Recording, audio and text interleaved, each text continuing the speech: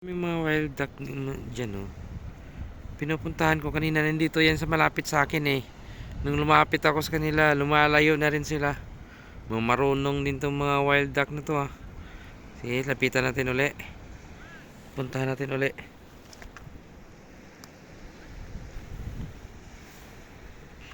Lumalayo din!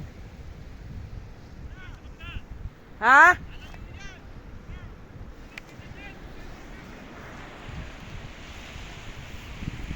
Tawag na tayo sa kasamahan natin. Sige, puntahan na natin.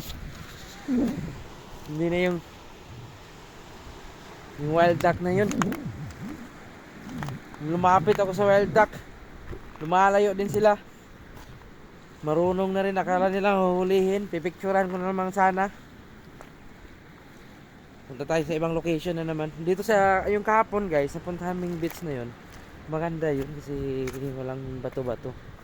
Yung buhangin dun, purong buhangin talaga dun. So dito naman, okay din naman dito yung view. Ito yung sa ilalim ng dagat, mga halaman.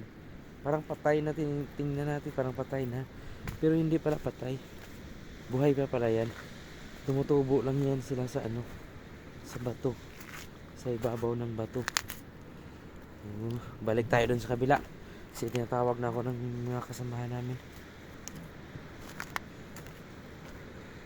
So next day, hanap naman tayo kung saan tayo pwedeng gumala.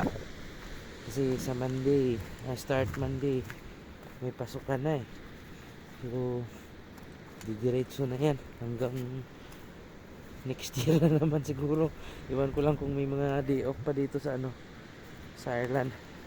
Pero patapos na yung Christmas break namin eh, from December 23 hanggang January 5.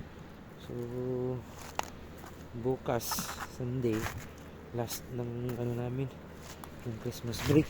At sa Monday, balik na sa normal duty. So trabaho na naman tayo nito.